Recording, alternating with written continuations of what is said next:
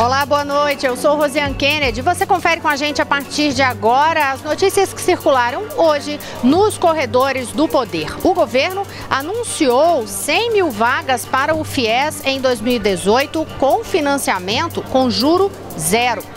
Na Comissão de Constituição e Justiça da Câmara dos Deputados, relator diz que já tem material suficiente para apresentar parecer sobre denúncia contra o presidente da República, Michel Temer. Os detalhes a partir de agora você confere com a gente aqui diretamente de Brasília, pela TV Brasil, pela Rádio Nacional e emissoras públicas de todo o país. A gente começa falando justamente sobre esse anúncio feito hoje pelo governo referente ao novo FIES. O FIES que vai valer aí regras para 2018. O anúncio foi feito numa solenidade hoje no Palácio do Planalto e entre as novidades está justamente o financiamento com juro zero para estudantes mais pobres. São 100 mil vagas com estas condições. Quem vai contar os detalhes para a gente de quem pode fazer parte deste grupo e quais são as outras vagas também e mudanças para o FIES 2018 é Lucas Por Deus Leon, que está hoje no estúdio da Rádio Nacional. Boa noite, Lucas. Boa noite, Rosiane. Pois é, o governo federal anunciou as novas regras para o financiamento estudantil que vai começar a valer em 2018. O FIES agora vai ter uma faixa com juros reais zero, ou seja, o empréstimo para pagar a faculdade vai cobrar apenas a variação da inflação no período sem juros reais. Serão 100 mil bolsas nesta modalidade para estudantes com renda per capita de até 3 salários mínimos, como explicou o ministro da Educação, Mendonça Filho. É algo inovador, ousado e importante, baseado em recursos do Tesouro e sustentável a partir do Fundo Garantidor. Esse juros zero, como eu já disse, assegura financiamentos para renda familiar de até 3 salários mínimos per capita mensal, vai respeitar a capacidade de pagamento, a prestação no máximo de até 10% da renda da família e maior transparência quando o aluno saberá o valor da dívida e o índice de correção. Outra novidade é que o pagamento do empréstimo vai ser descontado direto na folha de pagamento assim que a pessoa tiver uma renda formal depois de terminar os estudos. E a parcela será de no máximo 10% da renda do beneficiário. As outras duas modalidades do novo FIES vão atender alunos com renda familiar per capita de até 5 salários mínimo. Ao todo, o Ministério da Educação promete oferecer 300 mil financiamentos em 2018, número superior ao deste ano e também a de 2016 e 2015, mas menor que 2014, quando se chegou a mais de 730 mil financiamentos. E quem traz mais informações sobre o FIES é Carolina Pimentel, que está lá na redação da TV Brasil. Boa noite, Carolina. Boa noite, Lucas. Bem, assim que anunciou essas mudanças no FIES, o governo federal argumentou que essas mudanças no programa são necessárias para que o FIES possa continuar. Segundo o governo, um estudo do Tesouro Nacional e do Ministério da Fazenda apontou que o modelo anterior do programa apresentava risco de crédito, ou seja, inadimplência. Ainda segundo o governo, o impacto fiscal do FIES passou de quase 2 bilhões de reais em 2010 para 32 bilhões de reais em 2016 e que mais de 46% dos contratos estão inadimplentes, incluindo aqueles com parcela atrasada de pelo menos um dia. Outra medida para reduzir aí o risco do programa foi a criação de um fundo garantidor que vai ter uma participação maior das instituições de ensino superior. Esse fundo já vai começar aí com um montante de 2 bilhões de reais e sempre vai ser acionado quando houver um risco aí de não ter financiamento. Antes, somente a União arcava com esse risco. Agora, vai ter essa participação das faculdades e uma participação maior, passando de 6,5% para 13% do valor do financiamento. Então, se a inadimplência aumentar dos contratos do FIES, a faculdade vai ser obrigada também a contribuir mais para esse fundo, que vai aí arcar com essas situações de risco. Também, se a inadimplência reduzir, a faculdade também vai passar a contribuir menos. O presidente Michel Temer participou da cerimônia em que foram anunciadas essas mudanças no FIES. Ele falou sobre essas alterações, mas também falou sobre o atual momento político do país. Mas quem vai falar sobre isso é Daniele Popov, que já está aqui comigo e acompanhou aí o discurso do presidente Michel Temer. Boa noite. Oi, Carol, boa noite para você. Pois é, o presidente Michel Temer afirmou hoje nessa cerimônia do FIES que atualmente se verifica, abre aspas, muitas vezes uma tentativa por parte de autoridades que se acham iluminadas por uma centelha divina de desarmonizar os poderes do Estado. A harmonia entre os poderes do Estado foi defendida pelo presidente, que ressaltou a necessidade de se obedecer à Constituição, que representa a soberania popular. O que mais se verifica muitas vezes é a tentativa de desarmonizar os poderes do Estado. E isso, meus amigos, isto é um crime contra o Estado democrático e de direito. Isto só passa pela cabeça daqueles que, na verdade, acham que são autoridades iluminados por uma centelha divina e não são autoridades emanadas do único dono do poder no povo, no Estado, que é o povo.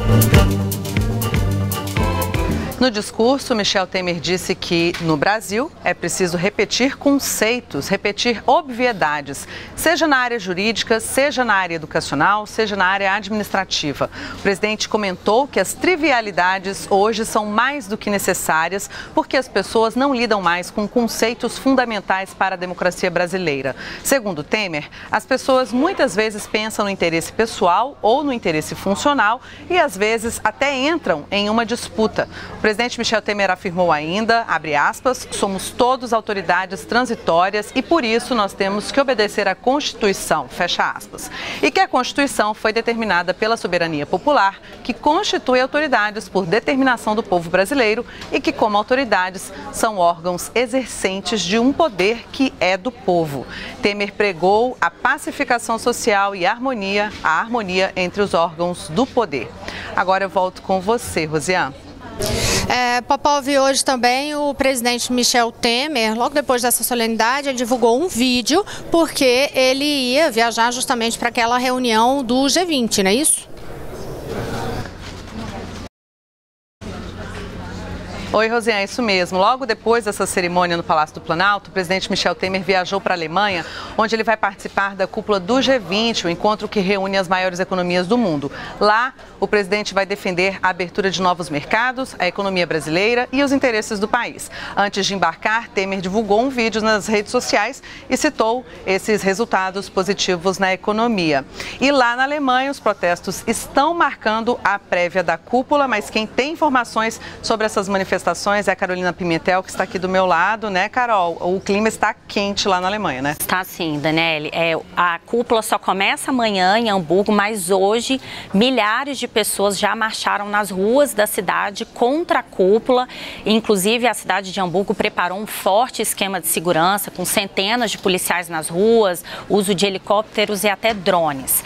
A polícia alemã, inclusive, reprimiu um grupo de manifestantes que estava recepcionando os líderes aí que estão chegando para a cúpula, líderes das 20 maiores economias do mundo. Os manifestantes tentaram também avançar no centro da cidade, que estava fechado. Os policiais reagiram com canhões de água, gás e cacetetes. Os manifestantes atiraram pedras e garrafas.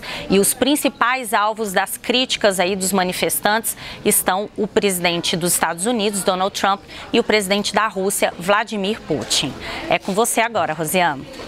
Obrigada, Carolina Pimentel. Olha, só mais alguns complementos em relação às declarações do presidente da República, Michel Temer, antes desta viagem para o G20. A gente lembra que o presidente faz esta viagem no momento em que aqui na Câmara dos Deputados está sendo discutido lá na Comissão de Constituição e Justiça aquela denúncia que foi apresentada pelo Procurador-Geral da República, Rodrigo Janot, contra ele. E aí, nesse vídeo que o presidente divulgou, ele chegou a afirmar que podem ter certeza, não estamos ocupados somente com as pedras no caminho, estamos fazendo fazendo a tarefa de casa, justamente se referindo aí a essa questão dos números na economia. E sobre a situação da denúncia aqui na Câmara dos Deputados, né, tramitando neste momento na Comissão de Constituição e Justiça, hoje teve reunião na CCJ e teve um anúncio que foi feito agora há pouco pelo presidente da CCJ, porque a gente lembra o seguinte: havia um pedido da oposição para que, antes de o parecer ser apresentado pelo relator Sérgio Sveiter, fossem feitas audiências, e entre as pessoas que eles queriam ouvir estava justamente o Procurador-Geral da República,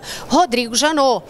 O relator, hoje pela manhã, concedeu uma entrevista coletiva, disse que já tinha material suficiente para analisar e apresentar o parecer dele, o que deve ser feito provavelmente na próxima segunda-feira. A previsão de que essa apresentação seja na segunda-feira. Ele disse que não trabalhava com achismos e que não ia adiantar, portanto, nada, ia fazer uma análise do material, mas que tinha material suficiente. Aí foram feitas algumas reuniões da oposição com o presidente da comissão para saber se os requerimentos apresentados seriam, de fato, aceitos ou não para estas audiências. Pedro Henrique Moreira estava na Comissão de Constituição e Justiça e já está aqui ao meu lado, estava lá até agora há pouco, e aí agora o presidente anunciou, né, a decisão em relação a esses requerimentos. Boa noite, Pedro. Olá, Rosiane, boa noite para você, boa noite a todos. É isso mesmo, Rodrigo Pacheco então anunciou aí que ele indeferiu, quer dizer, ele não aceitou nenhum desses requerimentos que pediam aí a presença do Procurador-Geral da República, Rodrigo Janot, na comissão.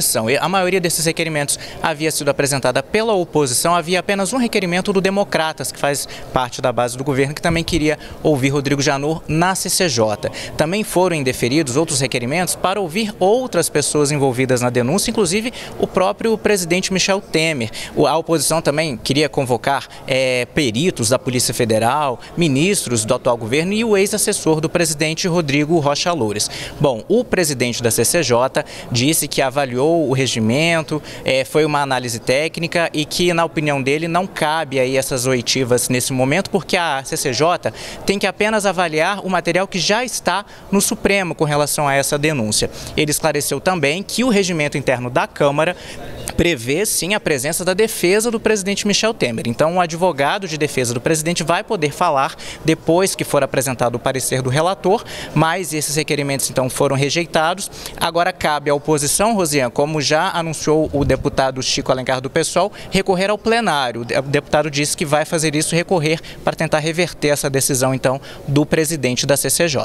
E mais cedo, o presidente da CCJ tinha feito, inclusive, uma afirmação que o espaço da CCJ era para uma análise técnica deste material, né, da denúncia, e que não cabia usar esse espaço para fazer palanque. A gente tem, inclusive, reportagens sobre isso no site da Agência Brasil. Pedro, muito obrigada. Então, se você quiser outros detalhes sobre essas decisões, os requerimentos apresentados e essas declarações feitas tanto pelo relator como pelo presidente, você pode conferir no site agenciabrasil.abc.com.br.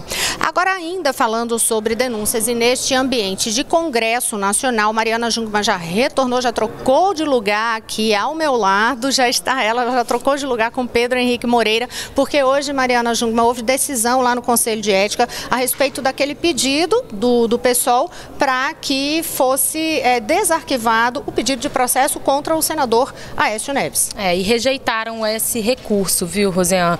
Por 11 votos a 4, os senadores do Conselho de Ética rejeitaram o recurso apresentado pela Rede Sustentabilidade, numa decisão que agora é definitiva, e concordaram com o presidente do Conselho, senador João Alberto Souza, que tinha decidido pelo arquivamento do recurso. O líder da rede, senador Randolfo, ficou bastante decepcionado, chegou a dizer que não faz mais sentido ter Conselho de Ética no Senado, e o próprio senador Aécio Neves soltou uma nota breve, Rosiane Kennedy, na qual disse que a decisão tomada pela maioria ampla dos senadores de diversos partidos demonstra a absoluta inexistência de qualquer ato que possa ser interpretado como quebra de decoro parlamentar dele. Obrigada, Mariana Jungmann. Então, portanto, já a correção, o nome que eu falei do PSOL, não, o recurso foi do Partido Rede Sustentabilidade. Agora, em relação à situação do ex-ministro Gedel Vieira Lima, a Justiça Federal fez uma análise hoje sobre o pedido apresentado pela defesa dele para transformar a prisão preventiva em qualquer outra medida cautelar. Quem vai contar a decisão para a gente é Carolina Pimentel, na Agência Brasil. Bem, Rosiane, o juiz federal Valisney de Souza Oliveira, ele negou esse pedido de revogação da prisão preventiva do ex-ministro Gedel Vieira Lima, que está preso desde a última segunda-feira. O juiz também determinou que a Polícia Federal ouça o depoimento da mulher do doleiro Lúcio Funaro, Raquel Pita, e também faça perícia nos celulares dela. A defesa de Gedel Vieira Lima, quando entrou com esse pedido, argumentou que não existem provas de que o ex-ministro conversou com a esposa de Lúcio Funaro para sondar se o doleiro estaria mesmo aí disposto a fechar um acordo de delação premiada. Por isso, a defesa então pediu que ele fosse solto ou adotasse uma medida cautelar. Mas o juiz federal entendeu que o ex-ministro Gedel Vieira Lima admitiu ter ligado para a mulher do doleiro em um depoimento à justiça. Então, e o juiz entendeu também que as ligações do ex-ministro teriam constrangido a esposa do doleiro. O pedido de prisão preventiva de Gedel foi feito pela Polícia Federal e o Ministério Público Federal. E os investigadores argumentam que o ex-ministro estaria tentando evitar que o ex-deputado Eduardo Cunha e o doleiro Lúcio Funaro firmem um acordo de colaboração com o Ministério Público e que ele estaria também monitorando o comportamento do doleiro de forma a constrangê-lo a não fechar esse acordo. A defesa de Gedel Vieira Lima nega essas acusações. Rosiane. Obrigada, Carolina Pimentel. Agora, mudando completamente de pauta, a gente vai até a redação da TV Brasil, no Rio de Janeiro, conversar com o Maurício de Almeida. E a gente retoma a conversa sobre crise no Estado e, mais uma vez, o problema com as universidades, que dependem das verbas públicas e que agora estão aí com a ameaça de não ter como iniciar o segundo semestre letivo. Maurício, boa noite. Boa noite, Rosiane. Pois é, a crise continua aqui no governo do Rio de Janeiro. Hoje, os reitores da Universidade Estadual do Rio de Janeiro, da Universidade do Norte Fluminense e da Universidade da Zona Oeste encaminharam para o secretário estadual de Ciência e Tecnologia uma carta informando que se os pagamentos dos funcionários não forem regularizados imediatamente, eles não terão como recomeçar as atividades no segundo semestre desse ano. Para se ter uma ideia, agora, em julho, as universidades públicas do estado do Rio de Janeiro estão concluindo apenas o segundo semestre de 2016. Em agosto vai começar o primeiro semestre de 2017. Isso só vai acontecer se os pagamentos forem colocados em dia. No momento, eles ainda não receberam o 13º salário do ano passado, parte do salário de abril e os salários integrais de maio e de junho. 150 mil alunos estudam nas universidades estaduais aqui do Rio de Janeiro. Rosiane. Obrigada, Maurício de Almeida, que no próximo bloco vai voltar a conversar com a gente sobre outras notícias do Rio de Janeiro. Daqui a pouquinho eu volto já.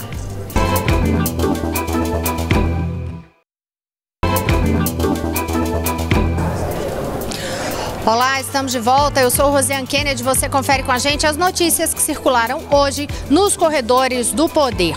A gente já vai diretamente à redação da TV Brasil, no Rio de Janeiro, para voltar a conversar com o repórter Maurício de Almeida, que no bloco anterior já falou sobre a situação de crise aí financeira, colocando em risco o reinício no segundo semestre do ano letivo nas universidades que dependem de recursos públicos. Mas agora a gente vai falar sobre um outro tema. Você que está nos acompanhando deve lembrar muito bem que muito se falava tempos atrás, alguns anos atrás, sobre o legado que ficaria das Olimpíadas no Brasil. Que legado foi esse? Essa pergunta com certeza também é feita por muitas pessoas. Só que agora há a possibilidade de autoridades serem multadas porque não conseguiram apresentar esse legado. Maurício, explica para a gente o que é isso.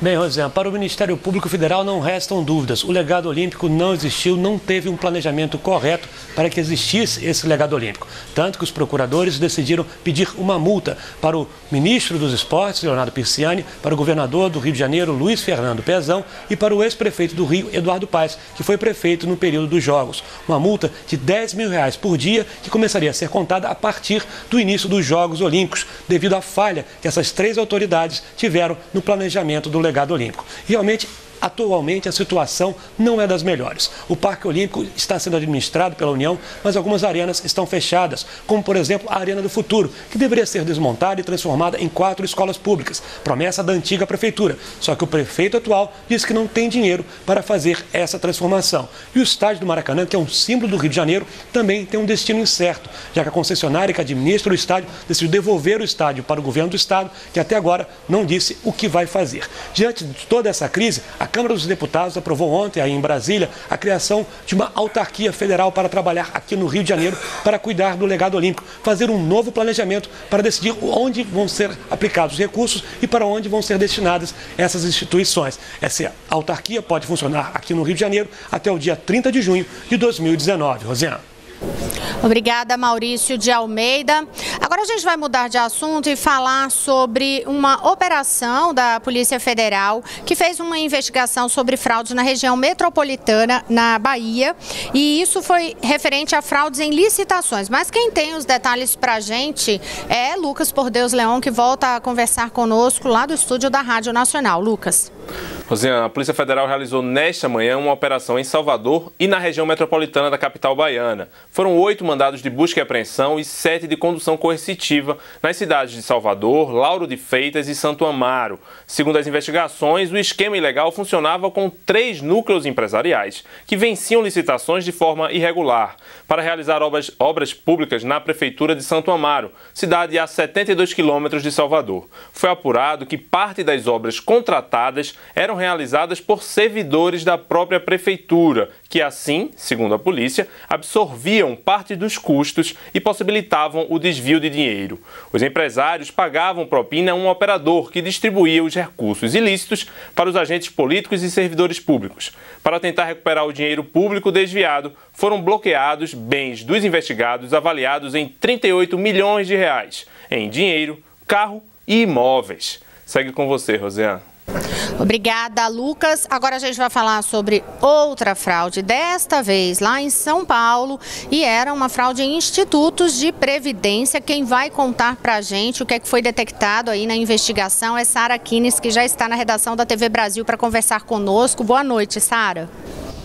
Oi, Rosiane. Boa noite a todos. A Polícia Federal cumpriu hoje 9 mandados de busca e apreensão numa corretora que administrava fundos de previdência de servidores municipais. A corretora teria feito aquisição de títulos de crédito que não poderiam ser pagos. Uma empresa fantasma emitia títulos com patrimônio incompatível com o que foi emitido. Os diretores dessa empresa eram os sócios da corretora de valores. Nas estimativas iniciais, pelo menos 8 prefeituras em 3 estados foram atingidas pela fraude. O delegado Vitor Hugo Rodrigues Alves, chefe da Delegacia de Combate à Corrupção e Crimes Financeiros, informou hoje pela tarde na coletiva à imprensa que as investigações estão em estágio inicial e que os nomes dos municípios envolvidos e da corretora serão mantidos em sigilo. A corretora de valores conseguia acesso para gerir recursos dos institutos de previdência de servidores municipais através do oferecimento de taxas de administração bem baixas e prometiam um maior rendimento dos recursos, mas depois investiam os valores em papéis podres. O prejuízo causado pela fraude é estimado em centenas de milhões de reais e pode afetar a aposentadoria de milhares de servidores municipais das prefeituras envolvidas. Os investigados responderão por crimes de gestão fraudulenta e negociação de títulos sem lastro, com penas de 2 a 12 anos de prisão. Rosiane? Obrigada, Sara Kines. A gente vai voltar agora a conversar com Daniele Popov na redação da TV Brasil, porque a gente lembra toda a situação de crise que a Venezuela vem enfrentando. Ontem você viu conosco aqui nos corredores do poder que houve inclusive uma invasão no legislativo, no meio de uma sessão. E ele, gente ferida, toda uma confusão, a gente sabe o número, dezenas de mortes por causa dos protestos. Aí em relação àquela situação de ontem, hoje teve manifestação dos países do Mercosul. Quem tem os detalhes para a gente, tanto desta manifestação como também de toda essa situação hoje na Venezuela, é Daniele Popov. Pois é, Rosiane, em nota, os países fundadores do Mercosul expressaram seu mais categórico repúdio aos atos de violência que ocorreram na Assembleia Nacional da República Bolivariana da Venezuela e que resultaram na agressão contra deputados e funcionários daquela instituição. Na quarta-feira, um grupo de cerca de 30 simpatizantes do governo venezuelano entrou à força no prédio da Assembleia, de maioria opositora, e provocou ferimentos em alguns deputados. De acordo com os membros do Mercosul, Sul, os atos constituem um ataque do Executivo sobre outro poder do Estado, inadmissível no marco da institucionalidade democrática.